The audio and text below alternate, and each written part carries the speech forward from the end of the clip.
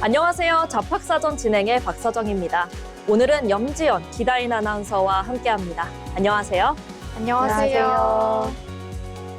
네, 합격과 불합격이라는 단어 하나에 온 요동을 치던 취업 준비의 나날들, 그리고 매달 통장에 찍히는 숫자 하나만 바라보며 서류 더미를 버텨내는 회사원들의 하루. 우리는 저마다의 일터에서 수많은 감정의 언덕을 넘어섭니다. 칠흑 같은 안개 속을 향해 나갈 때는 나아갈 수평선을 밝히는 등대로, 바쁜 현실에 갇혀 가슴이 꽉 막힐 땐 시원한 바람이 불어오는 창문으로 여러분의 곁에 함께 하겠습니다.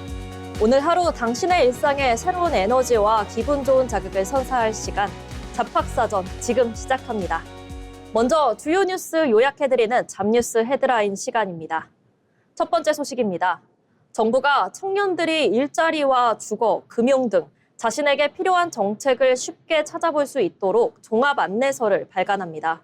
고용노동부는 29일 청년들이 정부 정책을 쉽게 이해하고 참여할 수 있도록 돕는 종합 안내서 알기 쉬운 청년 정책 집을 발간, 배포한다고 28일 밝혔습니다.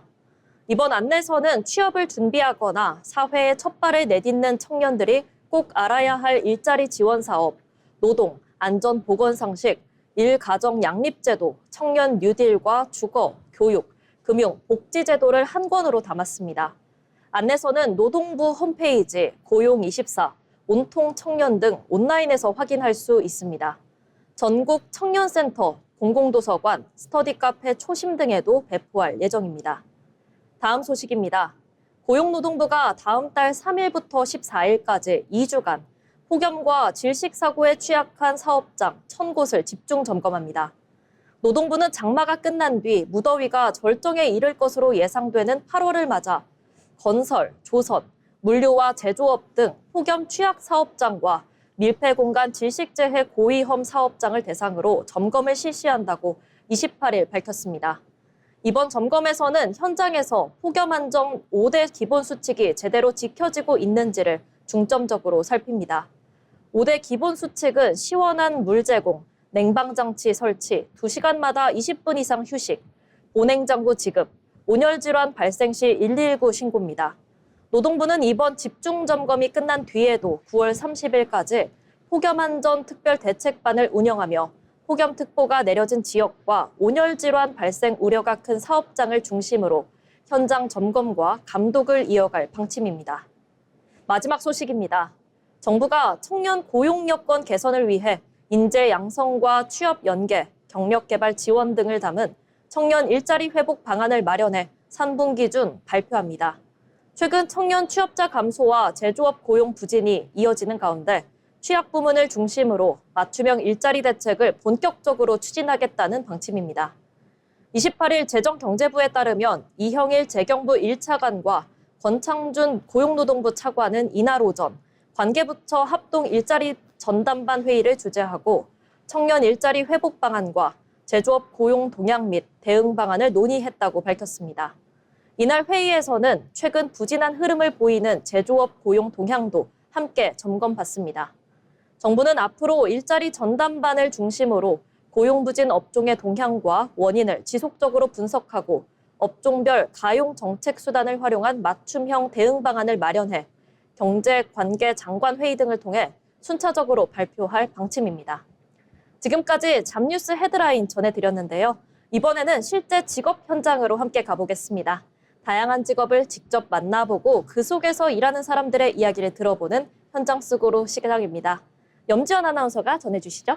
네, 하루 수백만 명이 이용하는 철도, 기차가 제 시간에 안전하게 도착하는 것은 너무나 당연하게 느껴지지만 그 뒤에는 열차의 움직임을 24시간 동안 실시간으로 관리하는 사람들이 있습니다. 그렇다면 전국을 달리는 수많은 열차의 운행을 한눈에 살피며 안전을 책임지는 사람은 누굴까요? 현장 속으로에서는 철도 운행의 컨트롤타워, 철도 관제사를 만나보겠습니다. 철도 관제사는 전국 철도 노선의 열차 운행 상황을 실시간으로 확인하고 열차가 안전하고 정확하게 운행될 수 있도록 관리하는 전문가입니다.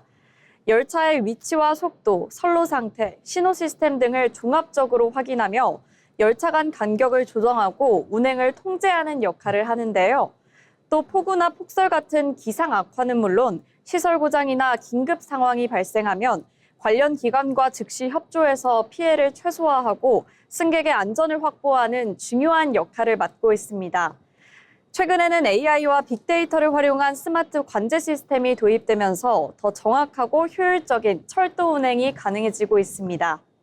철도 관제사의 하루는 전국 철도 운행 현황을 확인하는 것으로 시작됩니다.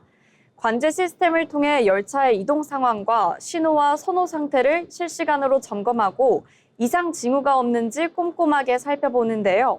만약 열차 지연이나 시설 장애가 발생하면 운행 계획을 신속하게 조정하고 기관사와 역무원, 유지보수 직원 등과 긴밀하게 소통하여 안전한 운행이 이어질 수 있도록 대응합니다.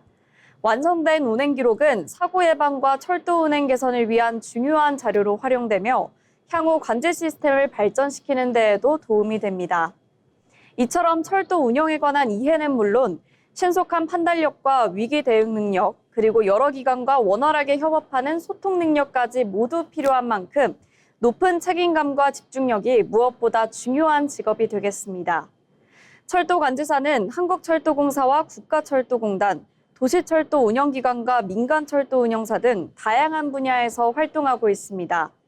철도 관련 학과뿐만 아니라 교통공학과나 전기전자공학과, 기계공학과 등 다양한 전공자들도 전문성을 갖춰 진출할 수 있는데요. 철도 운영 체계와 신호 시스템을 이해하고 관련 자격과 실무 경험을 쌓으면 철도 관제 분야로 진출하는 데 도움이 됩니다. 최근에는 고속철도와 광역철도 노선이 확대되고 스마트 철도와 디지털 관제 시스템이 빠르게 발전하면서 철도 안전을 책임질 전문 관제 인력의 수요도 꾸준히 증가하고 있는 추세입니다. 철도는 수많은 승객의 일상을 연결하는 중요한 교통수단입니다. 그래서 언제나 안전하고 정확하게 운행될 수 있도록 관리하는 일이 무엇보다 중요한데요. 오늘은 보이지 않는 곳에서 철도 운행을 책임지는 사람, 철도 관제사에 대해 알아봤습니다. 첨단 기술과 빠른 판단력이 만나 더 안전한 철도를 만들어가는 시대에 앞으로도 철도 관제사는 국민의 안전한 이동을 책임지는 든든한 역할을 해나갈 것으로 기대됩니다. 지금까지 현장 속으로였습니다. 첨단 관제 기술과 신속한 판단력이 만나야 비로소 안전한 철도 운행이 완성됩니다. 오늘은 보이지 않는 곳에서 수많은 열차의 안전과 시간을 책임지는 철도 관제사의 현장을 만나봤습니다. 국민의 안전한 이동을 위해 24시간 철도를 지키는 든든한 역할을 기대하며 현장 속으로였습니다. 다음은 지금 바로 활용할 수 있는 실질적인 취업 정보를 전해드리는 오늘의 잡정보 시간입니다. 다인 아나운서가 전해주시죠. 네, 여러분의 취업에 든든한 길잡이, 알짜배기 고용 정보만 쏙쏙 골라 전해드리는 오늘의 잡정보 시간입니다. 여러분, 혹시 이런 고민 해보신 적 있으신가요? 아, 나도 요즘 뜨는 IT 기업에 취업하고 싶은데 뼛속까지 문과생이라 코딩의 코자도 모르는데 어떡하지? 혹은 인공지능이나 빅데이터 학원에 다니고 싶어도 수강료가 몇백만 원이라서 엄두가 안 나네 하고 좌절하셨던 분들, 오늘 제가 전해드리는 정보에 두 길을 쫑긋 세워주시길 바랍니다. 전공 무관, 비용 제로, 비전공자도 이른바 네카라 쿠베 같은 잘 나가는 IT 기업의 핵심 인재로 거듭날 수 있는 마법 같은 국비 지원 프로그램, 바로 K 디지털 트레이닝을 소개해드리겠습니다. K 디지털 트레이닝은 고용노동부에서 주관하는 한국판 뉴딜 핵심 직업훈련 사업입니다. 이름부터가 아주 든든하죠?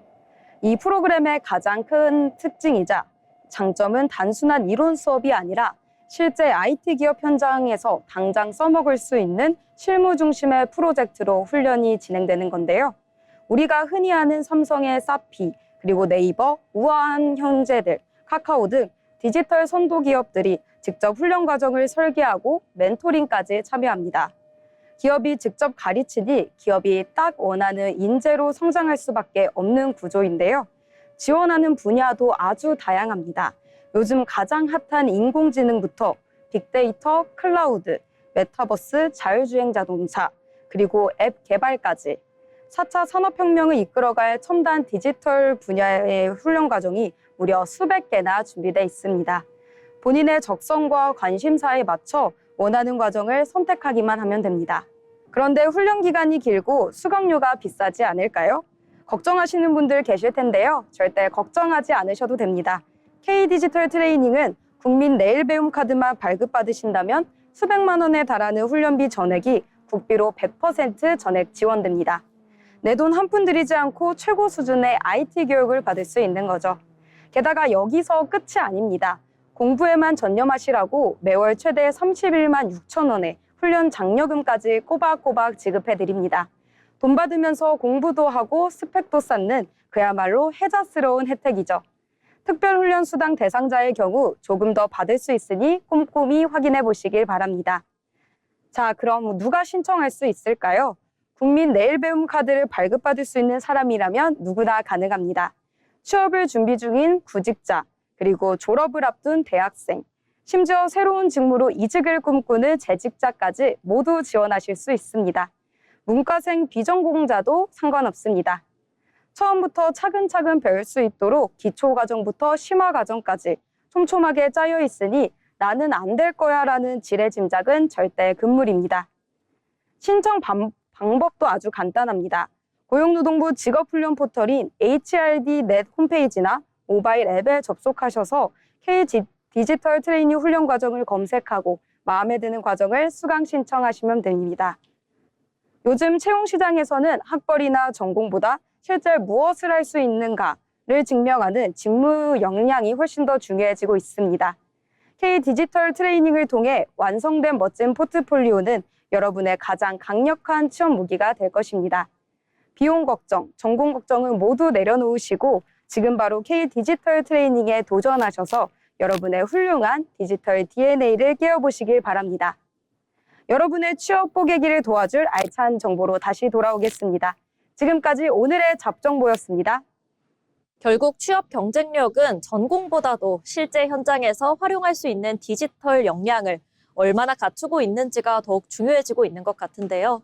K디지털 트레이닝은 비용 부담 없이 AI와 빅데이터 등 미래 산업에 필요한 실무 역량을 키울 수 있는 좋은 기회가 될 것 같습니다. 관심 있는 분야에 과감히 도전하면서 나만의 경쟁력을 만들어 보시길 바랍니다. 오늘의 잡정보였습니다. 세상에는 우리가 잘 알지 못하는 다양한 직업들이 존재하고 있는데요. 새롭게 떠오르는 직업과 앞으로 주목해야 할 미래 직종을 살펴보는 시간, 직업의 세계 최진형 아나운서가 전해드립니다. 생소한 직업과 미래 유망 직종을 소개하는 시간, 직업의 세계입니다. 여러분은 혹시 고래가 노래를 부른다는 얘기 들어본 적 있으신가요?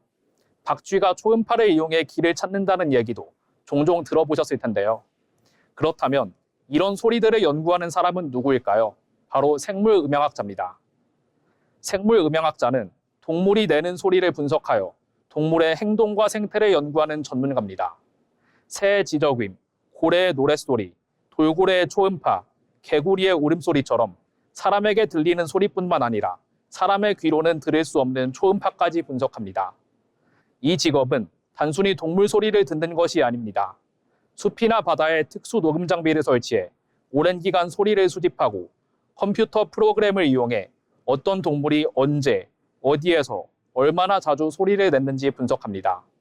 이렇게 얻은 자료를 통해 동물의 개체수를 조사하거나 이동 경로를 파악하고 멸종 위기종을 보호하는 데 활용합니다. 예를 들어 바다에서는 고래를 직접 찾기가 매우 어렵습니다. 하지만 고래는 서로 소리로 의사소통하기 때문에 바닷물에 수중 마이크인 하이드로폰을 설치하면 고래가 있는 위치를 추정할 수 있습니다. 또 숲에서는 사람이 보지 못한 새도 울음소리를 분석해 어떤 종인지 확인할 수 있습니다.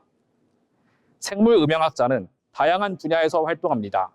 대학이나 연구소에서 연구를 하기도 하고 국립공원이나 환경 관련 기관에서 생태 조사를 하기도 합니다. 또한 해양연구기관이나 야생동물 보호단체에서도 일할 수 있습니다. 최근에는 인공지능을 이용해 수천 시간의 녹음 파일에서 특정 동물의 소리만 자동으로 찾아내는 연구도 활발하게 진행되고 있습니다. 이 직업을 갖기 위해서는 생물학이나 생태학에 대한 지식이 필요하며 컴퓨터를 이용한 데이터 분석 능력도 중요합니다. 또한 자연 속에서 오랜 시간 조사하는 경우가 많기 때문에 끈기와 관찰력도 필요합니다.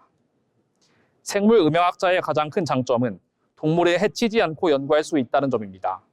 직접 잡거나 가까이 가지 않아도 소리만으로 동물의 생활을 알 수 있기 때문에 자연을 보호하면서 연구할 수 있습니다. 하지만 야외 조사가 많고 긴 시간 동안 녹음된 자료를 분석해야 해서 인내심이 필요합니다. 기후변화와 환경 파괴가 심해지면서 멸종위기 동물을 보호하는 일의 중요성은 점점 커지고 있습니다. 따라서 생물음향학자의 역할도 앞으로 더욱 중요해질 것으로 예상합니다. 또 동물의 목소리를 통해 자연을 이해하고 지키는 이 직업은 과학과 환경 보호를 함께 실천하는 매우 특별한 직업이 되고 있습니다. 결국 생물음향학자는 동물의 소리를 통해 자연의 변화를 읽고 생명을 지키는 과학자라고 할 수 있습니다. 우리가 쉽게 지나치는 새소리나 바닷속 고래의 노랫소리도 중요한 연구 자료가 되어 생태계를 보호하는 데 활용되고 있는데요. 앞으로 인공지능과 음향 분석 기술이 더욱 발전할수록 생물음향학자의 역할은 더욱 확대될 것으로 보입니다. 지금까지 직업의 세계였습니다. 우리가 무심코 스쳐 지나갔던 자연의 소리들도 동물의 목소리로 생태계를 해석하는 생물음향학자의 시선으로 바라볼 때 직업으로서의 새로운 가치가 보이기 시작하는데요. 이처럼 쉽게 지나치기 쉬운 숲속 새소리나 바닷속 노랫소리에 조금만 귀를 기울여 본다면 자연과 생명을 지키는 창의적이고 새로운 기회를 발견할 수 있는 것 같습니다. 직업의 세계 함께 알아봤습니다. 이번 시간은 우리 사회의 다양한 일터 현장을 들여다보고 더 나은 노동 환경을 모색해보는 잡토크 시간입니다. 여러분, 요즘 취업 시장을 두고 대입 수시, 정시 준비보다 더하다라는 말까지 나옵니다. 취업을 위한 사교육비 부담 때문인데요. 최근 조사 결과가 하나 나왔죠. 청년 구직자들이 취업 사교육비로 1년에 쓰는 돈이 평균 360만 원에 달한다고 합니다. 10명 중 6명 이상이 심각한 경제적 부담을 느끼고 있다는 보도인데 두 분은 이 결과 보시고 어떤 생각이 먼저 드셨나요? 먼저 지연 아나운서부터 이야기해 주시죠. 네, 저는 숫자를 보고 좀 놀라우면서도 한편으로는 그 정도 들 수밖에 없겠구나 싶어서 좀 쓸쓸한 마음이 들었습니다. 기사에 등장한 한 구직사의 사례를 보면요. 이미 관광 관련 자격증을 갖고 있는데도 영상 편집에 AI 교육까지 학원 강의를 5개에서 6개나 더 듣고 계시더라고요. 매달 학원비만 50만 원 넘게 나가는데 취업 준비 기간이 길어질수록 생기는 경력 공백기에 대한 막연한 두려움 때문에 학원을 끊지 못하는 겁니다. 네, 맞습니다. 그런데 진짜 안타까운 지점은 이 청년들이 돈과 시간을 집중적으로 투자하는 곳이 자격증과 외국어 사교육이라는 점입니다. 정작 최근 기업들이 채용에서 가장 중요하게 보는 요소는 직무 및 실무 경험이거든요. 구직자가 준비하는 방향과 기업이 원하는 방향에는 큰 미스매치가 존재하는 셈입니다. 네, 바로 그 지점이 오늘 우리가 짚어봐야 할 핵심 미스매치 같습니다. 기업은 실무 역량을 원하고 있는데 청년들은 왜 자격증이나 어학 같은 전통적인 사교육에 계속 매달릴 수밖에 없을까요? 청년들 입장에서는 눈에 보이는 안정장치가 그것뿐이기 때문입니다. 요즘 사교육 시장을 보면 단순히 어학원 정도가 아닙니다. 자기소개서 한 줄 고쳐주는데 회당 20만 원에서 30만 원씩 하는 자소서 컨설팅, 100만 원이 훌쩍 넘는 포트폴리오 학원, 심지어 AI 면접 대비 강좌까지 우후죽순 생겨났잖아요. 실무 경험이나 인턴십은 뽑는 인원도 적고 경쟁률이 수백 대 1이라 기회조차 얻기 힘들다 보니 가만히 있는 것보단 돈이라도 써서 스펙 하나라도 더 만들자, 이런 심리적 불안감이 청년들을 내몰고 있는 것 같습니다. 네, 그 심정은 저도 충분히 이해하지만 전문가들은 이 사교육이 불안 해소용 소비에 불과하다고 지적합니다. 실제로 이번 조사에서도 전문가가 짚었듯이 사교육이 실제 직무 역량을 키우기보다는 단지 스펙을 갖추기 위해 소비되고 있거든요. 그리고 특히 기업 HR 인사 담당자들의 이야기를 들어보면 흥미로운 반응도 많습니다. 면접관으로 들어가다 보면 사교육 컨설팅을 받은 수험생들은 자소서나 포트폴리오가 거의 똑같은 틀로 제출된다고 해요. 네, 찍어낸 듯한 답변이나 스펙이 군데군데 보인다는 점이군요. 네, 정확합니다. 인사 담당자들은 오탈자 하나 없이 완벽하지만 남들과 똑같은 자소서보다는 조금 투박하더라도 본인이 직접 직무를 고민하고 부딪혀본 경험을 훨씬 더 가치 있게 본다고 입을 모읍니다. 결국 수백만 원을 들인 사교육 스펙이 정작 면접장에서는 큰 변별력을 가질 수 없다는 얘기죠. 네, 정리해보면 이 구직자는 실무 경험을 쌓을 기회가 부족해서 불안한 마음에 스펙형 사교육에 돈을 쓰고 기업은 그 정형화된 스펙을 반기지 않는 악순환이 반복되고 있는 건데요. 이 고리를 끊어내기 위해서 어떤 변화가 가장 시급할까요? 네, 결국 학교와 기업이 실무 경험의 문호를 대폭 넓혀줘야 합니다. 한국고용정보원 전문가 역시 청년들이 취업에 필요한 기본적인 숙련과 경험을 얻을 기회가 점점 줄어들고 있는 게 근본적인 문제라며 정책의 방향성을 실무 기회 제공에 두어야 한다고 조언했습니다. 대학과 기업, 지자체가 연계한 장기 인턴십이나 프로젝트형 실습 기회가 훨씬 늘어나야 청년들이 학원이 아닌 현장으로 갈 수 있습니다. 네, 전적으로 동의하는데요. 그리고 구직자 입장에서도 무작정 사교육에 돈을 쓰기보다는 정부나 지자체의 무료 공공시 지원 사업을 적극적으로 활용할 필요가 있습니다. 예를 들어 요즘 고용노동부나 지자체에서 운영하는 청년 일자리 도약 장려금이나 기업 연계형 일경험 프로그램, 국비 지원 K 디지털 트레이닝 같은 것을 찾아보면 비용 부담 없이도 실무 프로젝트 경험을 쌓을 수 있는 청년 지원책들이 의외로 많거든요.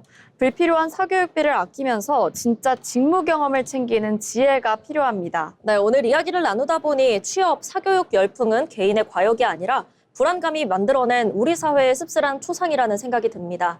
지금 이 순간에도 불안한 마음에 또 다른 학원 수강권을 결제할까 고민하시는 분들 많으실 텐데요.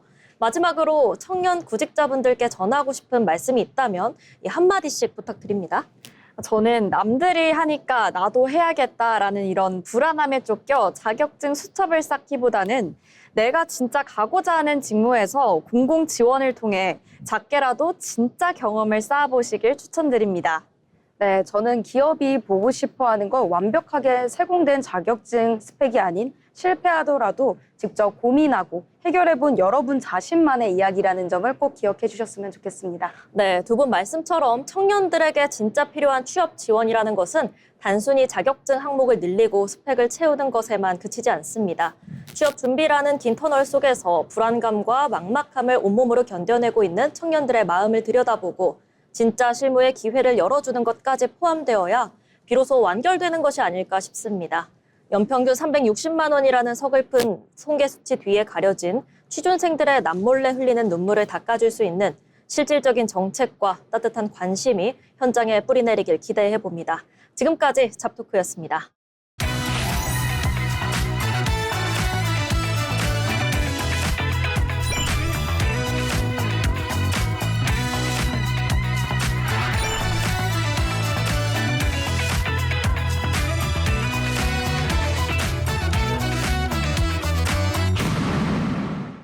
이렇게 빠르게 사회가 변화하고 있지만 그 와중에도 묵묵히 자신의 길을 걸어가는 사람들이 있습니다.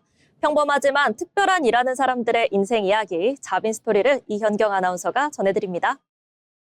다양한 사람들의 삶과 직업을 통해 이야기를 전해드리는 시간, 자빈 스토리입니다.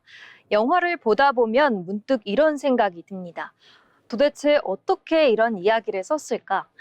시간을 거꾸로 흐르게 하고 꿈속에 또 다른 꿈을 만들며 우주와 인간의 감정을 한 편의 이야기로 풀어내는 사람. 오늘 자빈 스토리의 주인공은 상상을 현실로 만드는 영화 감독 크리스토퍼 놀란입니다. 크리스토퍼 놀란은 독창적인 연출과 치밀한 스토리텔링으로 세계적인 명성을 얻은 감독입니다. 시간과 기억, 인간의 선택 같은 복잡한 주제를 자신만의 방식으로 풀어내며 관객에게 생각하는 영화를 선보인 감독으로 평가받고 있습니다. 하지만 지금의 놀란도 처음부터 성공한 감독은 아니었는데요. 어린 시절부터 영화를 만드는 것을 좋아했던 그는 7살 때 아버지의 카메라로 직접 영상을 담기 시작했습니다.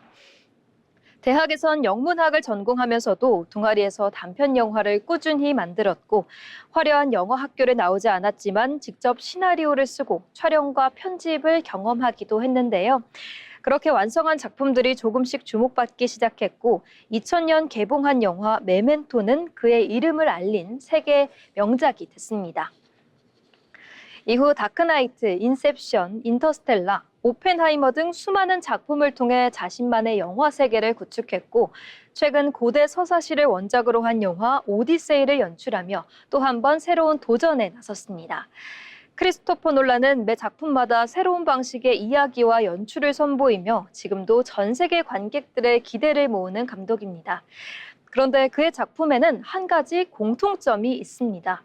남들과 다른 질문을 던진다는 건데요. 시간은 거꾸로 흐를 수 있을까? 꿈속의 꿈은 어디까지 이어질까? 인간은 무엇을 위해 선택하는가? 관객은 영화를 보는 동시에 끊임없이 선택하게 됩니다. 그래서 크리스토퍼 놀란은 영화를 만드는 사람이 아니라 관객의 사고를 설계하는 감독이라는 평가를 받기도 합니다. 일하는 방식도 특별한데요. 최근 컴퓨터 그래픽 기술이 발전한 지금도 가능한 장면은 실제 세트를 만들고 직접 촬영하는 방식으로 진행합니다. 배우들이 실제 공간에서 연기해야 감정도 더 현실적으로 전달된다고 믿기 때문입니다. 수백 명, 때로는 수천 명에 이르는 스태프와 배우, 촬영팀, 음악 감독까지 제작진을 하나의 목표로 이끄는 것은 감독의 중요한 역할입니다. 영화 감독은 단순히 카메라 뒤에 있는 사람이 아니라 수많은 전문가의 아이디어를 한 작품으로 완성하는 프로젝트 리더인 셈입니다. 크리스토퍼 놀란은 늘 말보다 작품으로 자신의 철학을 보여줬습니다.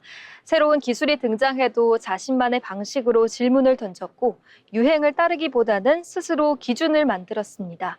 좋은 직업인은 그저 단순히 일을 잘하는 사람이 아니라 자신만의 원칙과 철학으로 새로운 가치를 만드는 사람일지도 모릅니다. 질문으로 관객의 시선과 시간을 사로잡은 영화 감독 크리스토퍼 놀란. 오늘의 자빈 스토리였습니다. 남들과 다른 질문으로 관객의 사고를 설계하고 수많은 전문가를 이끌며 상상을 현실로 만들어내는 일은 거대한 흥행을 거둔 감독에게도 쉬운 일이 아닐 겁니다. 하지만 화려한 기술에 의존하기보다 자신만의 원칙과 철학으로 진짜 가치를 증명해낸 그 단단한 소신만큼은 새로운 도전을 마주한 우리 모두가 기억해야 할 직업의 진짜 가치가 아닐까 싶습니다. 오늘의 자빈 스토리 크리스토퍼 놀란이었습니다. 이번 시간은 경제로 보는 일터입니다. 경제의 변화는 곧 일의 방식과 일자리의 모습에도 영향을 미치죠. 이번 시간에는 경제 흐름을 통해 산업과 일터의 변화를 함께 들여다보겠습니다. 김나령 아나운서가 전해드립니다. 경제 흐름을 통해 우리의 일터리를 들여다보는 시간, 경제로 보는 일터입니다. 온라인으로 물건을 주문한 뒤 마음에 들지 않으면 반품하는 일. 이제는 매우 익숙한 소비 방식이 됐습니다. 소비자에게 반품은 버튼 몇 번으로 끝나는 간단한 절차지만 기업 입장에서는 물건을 다시 회수하고 상태를 확인해 새로운 판매 경로를 정해야 하는 또 하나의 물류가 시작됩니다.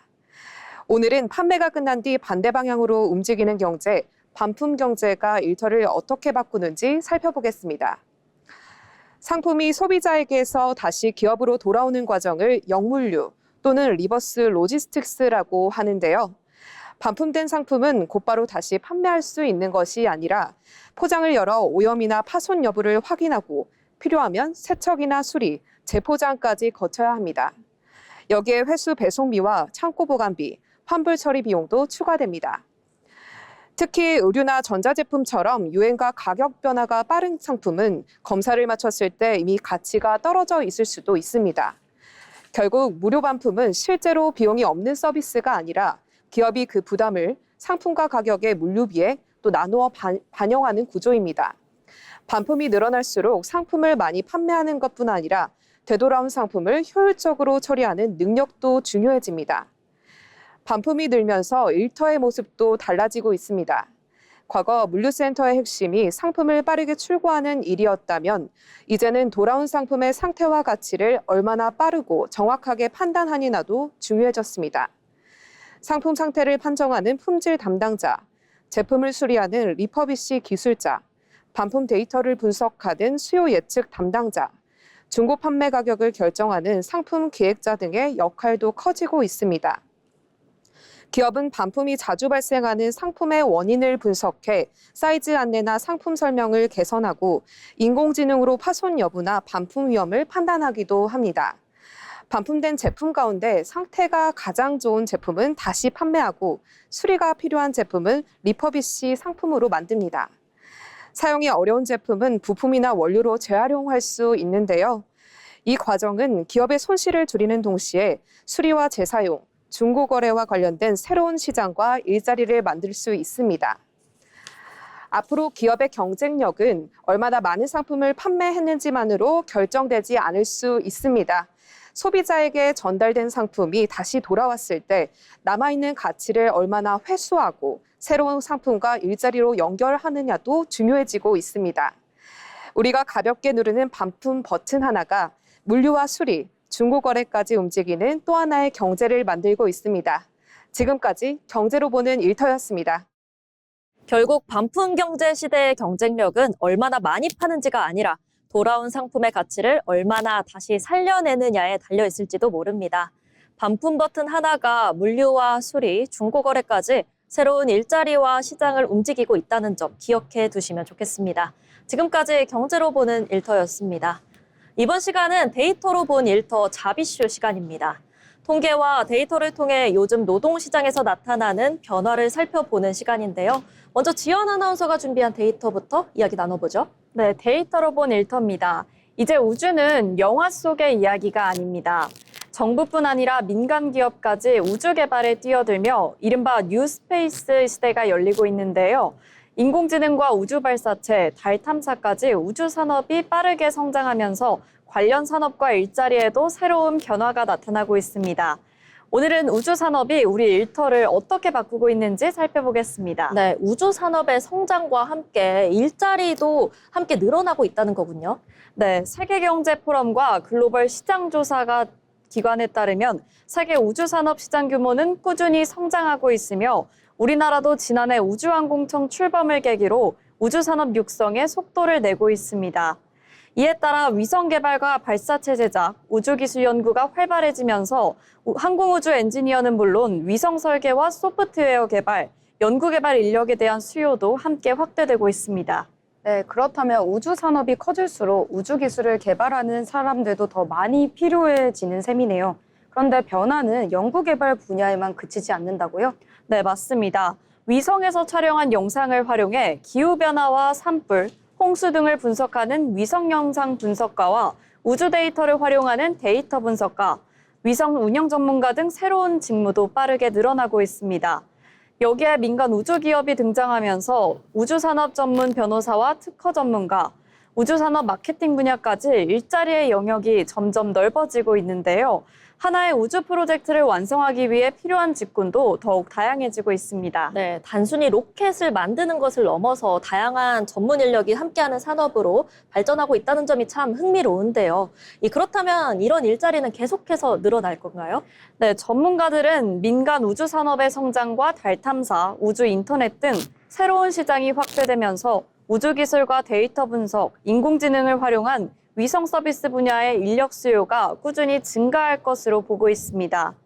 특히 앞으로 우주 관광과 우주 자원 개발 같은 새로운 산업이 현실화되면 기술뿐 아니라 서비스와 안전 관리, 법률 등 다양한 분야에서도 새로운 직업이 등장할 것으로 기대되고 있습니다. 네, 그렇다면 우주 산업의 성장이 과학기술을 넘어 다양한 분야의 일자리까지 연결될 수 있다는 점이 참 인상적이네요.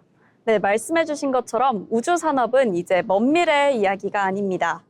새로운 산업과 새로운 산업 생태계를 만들어가고 있습니다.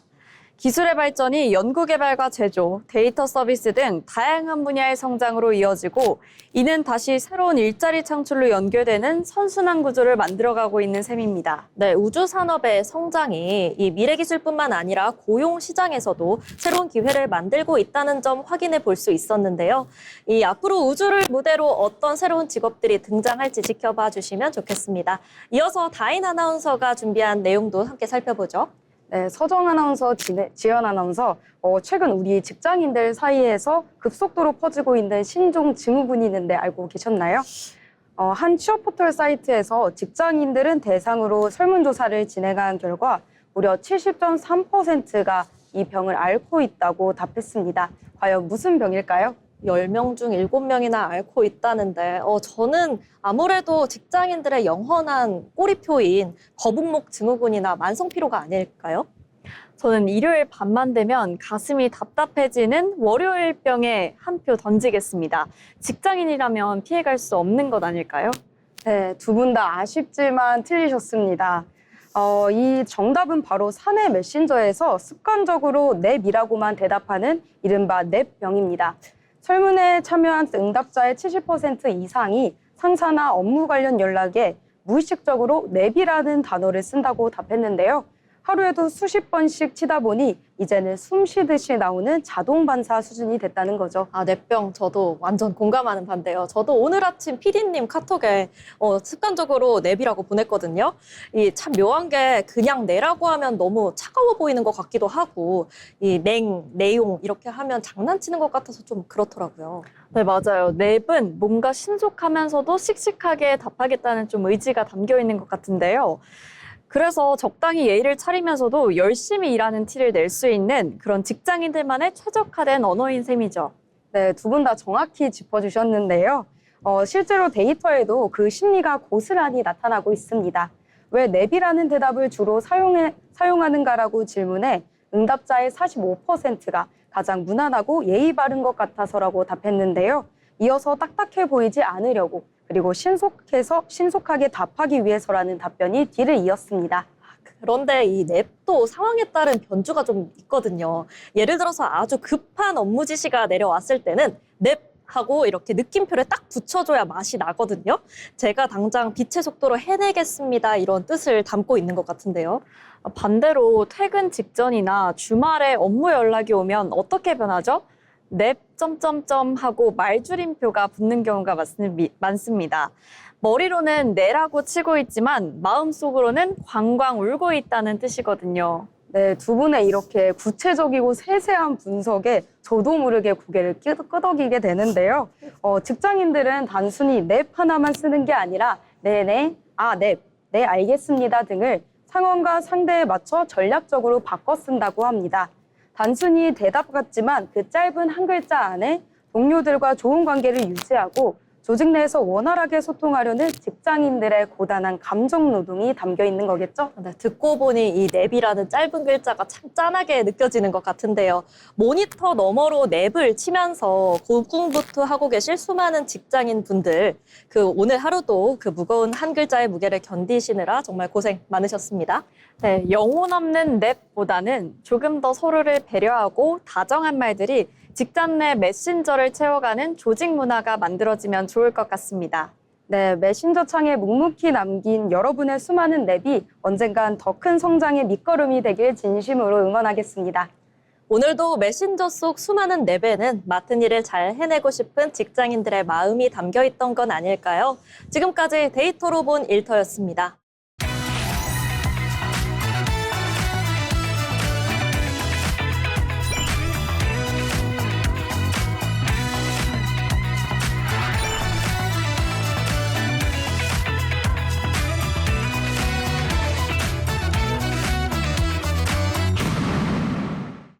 취업을 준비할 때 중요한 것 중 하나는 바로 기업을 제대로 이해하는 것입니다. 기업의 특징과 산업 트렌드를 살펴보는 시간, 기업사전, 기업을 알고 잡자를 최한솔 아나운서가 준비했습니다. 기업을 쉽고 흥미롭게 알아보는 기업사전 시간입니다. 여러분은 음식을 주문할 때 어떤 앱을 가장 먼저 켜시나요? 아마 많은 분들이 배달의 민족을 떠올리실 텐데요.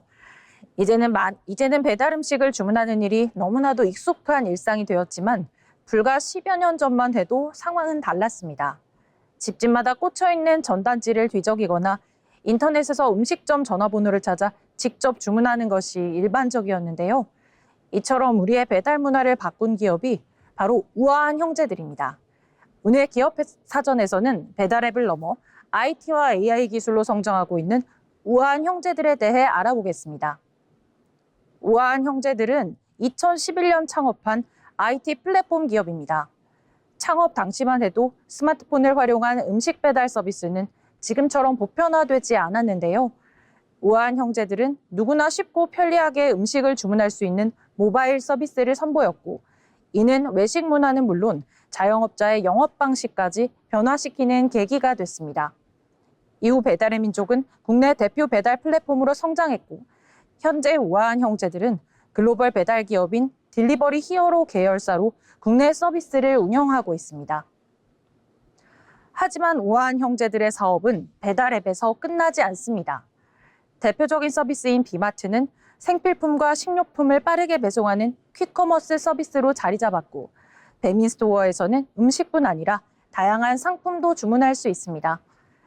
또 음식점을 운영하는 사장님들을 위한 배민상회를 통해 식자재와 각종 소모품을 판매하고 외식업 경영 정보를 제공하는 서비스도 운영하고 있습니다. 즉 소비자뿐 아니라 자영업자까지 연결하는 하나의 플랫폼 생태계를 구축하고 있는 겁니다. 우아한 형제들이 스스로를 기술 기업이라고 소개하는 이유도 여기에 있습니다. 하루에도 수많은 주문이 접수되는 가운데 고객과 음식점, 그리고 라이더를 가장 효율적으로 연결하기 위해서는 뛰어난 데이터 분석 기술이 필요합니다. 인공지능은 주문량을 예측하고 예상 배달 시간을 계산하며 주문이 몰리는 시간에도 더욱 효율적으로 배달이 이루어질 수 있도록 돕습니다. 또 고객의 이용 패턴을 분석해 개인에게 맞는 음식점을 추천하는 등 서비스 개선에도 AI 기술이 적극 활용되고 있습니다. 뿐만 아니라 우아한 형제들은 서빙 로봇과 물류 자동화 기술에도 꾸준히 투자하며 외식 산업의 디지털 전환을 이끌고 있습니다. 이처럼 사업이 다양해지면서 필요한 인재도 더욱 폭넓어졌습니다. 개발자와 AI 연구원을 비롯해 서비스 기획과 디자인, 데이터 분석, 마케팅 등 다양한 분야에서 인재를 채용하고 있는데요. 특히 새로운 아이디어를 빠르게 서비스에 적용하고 수평적인 조직 문화를 지향하는 기업으로 알려지면서 취업 준비생들이 관심을 갖는 IT 기업 가운데 하나로 꼽히고 있습니다. IT 전공자가 아니더라도 자신의 전공과 역량을 살릴 수 있는 직무가 다양하다는 점 역시 우아한 형제들의 특징입니다. 배달앱 하나로 시작했지만 이제는 AI와 데이터, 로봇 기술을 바탕으로 외식 산업의 새로운 변화를 만들어가고 있는 우아한 형제들. 우리가 무심코 누르는 주문하기 버튼 뒤에는 수많은 기술과 데이터, 그리고 다양한 직무의 사람들이 함께 만들어낸 시스템이 숨어 있는데요. 앞으로 우아한 형제들이 또 어떤 새로운 서비스를 선보일지 더욱 기대가 됩니다. 지금까지 기업사전이었습니다.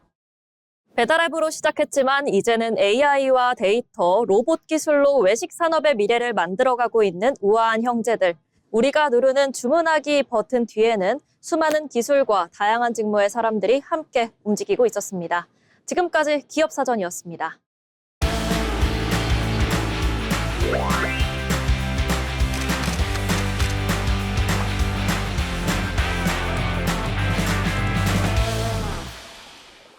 이번 시간은 전국의 모든 맛집과 축제, 그리고 핫플레이스를 전해드리는 어디 갈까 시간입니다. 최진영 아나운서와 함께 만나보시죠. 전국의 맛집, 축제, 핫플레이스를 소개해드리는 어디 갈까입니다. 무더운 여름, 낮에는 시원한 바다를 즐기고 저녁에는 노을과 공연, 불꽃까지 만나볼 수 있는 곳이 있습니다. 올해로 무려 30주년을 맞은 부산의 대표 여름축제인데요. 오늘 소개해드릴 곳은 제30회 부산 바다축제입니다. 올해 부산 바다축제는 8월 7일 금요일부터 13일 목요일까지 총 7일간 다대포 해수욕장 일원에서 개최됩니다. 지난해 축제가 사흘간 진행됐던 것과 비교하면 올해는 일주일로 기간도 크게 늘어났는데요. 특히 30주년을 맞아 부산 청년들의 참여와 지역 상권을 연계한 지역 상생형 축제로 꾸며질 예정입니다. 축제의 시작부터 화려합니다. 개막일인 8월 7일 금요일 밤 다대포의 넓은 해변을 배경으로 다대 불꽃쇼가 펼쳐지는데요. 탁 트인 바다 위에 밤하늘을 수놓는 불꽃과 함께 부산 바다축제의 일주일이 본격적으로 시작합니다. 먹거리도 빼놓을 수 없겠죠. 축제 기간에는 다대포의 밤바다를 바라보며 음식을 즐길 수 있는 다대포차가 운영됩니다. 단순히 먹거리만 판매하는 공간이 아니라 다대포차 스테이지도 함께 마련돼 먹거리와 공연을 한 공간에서 즐길 수 있도록 구성될 예정입니다. 부산의 여름밤을 조금 더 신나게 즐기고 싶다면 선셋 비치클럽을 주목해보셔도 좋겠습니다. 다대포는 부산에서도 아름다운 일몰을 만날 수 있는 곳으로 유명한데요. 이번 축제에서는 이 선셋을 배경으로 선셋펍과 선셋클럽이 운영됩니다. 해가 지는 다대포 바다를 바라보며 음악과 함께 축제 분위기를 즐길 수 있어 특히 친구들과 부산 여행을 계획하고 있는 분들에게 좋은 선택지가 될 것 같습니다. 올해 축제에서 눈에 띄는 또 하나의 공간은 청춘 해방구역입니다. 30주년을 맞은 부산 바다축제가 올해 부산 청년들의 열정과 참여를 강조하고 있는 만큼 청년들이 축제의 주체로 참여할 수 있는 프로그램도 주요 콘텐츠 가운데 하나로 마련됩니다. 가족 단위 방문객이 즐길 거리도 있습니다. 시원하게 여름을 즐길 수 있는 분수 놀이터와 함께 다양한 상품을 만나볼 수 있는 다대 비치마켓도 운영될 예정인데요. 불꽃부터 먹거리와 음악, 물놀이와 마켓까지 낮부터 밤까지 다대포에 머물면서 각기 다른 분위기의 여름을 즐길 수 있다는 점이 이번 축제의 매력입니다. 축제를 방문하기 전 한 가지 확인하셔야 할 점이 있습니다. 부산 바다축제는 기본적으로 무료로 즐길 수 있지만 일부 프로그램은 유료로 운영될 수 있고 세부 프로그램과 공연 라인업은 아직 추가 공개를 앞두고 있습니다. 따라서 방문 전 공식 홈페이지에서 최종 일정과 프로그램을 확인하시는 것이 좋겠습니다. 뜨거운 낮에는 시원한 바다를 즐기고 해질 무렵에는 다대포의 선셋을 감상하고 밤에는 음악과 불꽃으로 하루를 마무리하는 여행, 올여름 부산 여행을 계획하고 계신다면 제30회 부산 바다축제에서 부산의 여름을 제대로 즐겨보시는 건 어떨까요? 지금까지 어디 갈까였습니다. 시원한 다대포 바다를 배경으로 아름다운 선셋의 낭만부터 화려한 불꽃쇼와 다채로운 즐길 거리까지 이번 여름 잊지 못할 특별한 추억을 만들러 제30회 부산 바다축제로 떠나보시는 건 어떨까요? 어디 갈까였습니다. 마지막으로 알아두면 도움이 되는 생활 정보를 전해드리는 알쓸정 시간입니다. 이현경 아나운서가 전해드립니다. 알아두면 쓸데있는 정보 알쓸정입니다.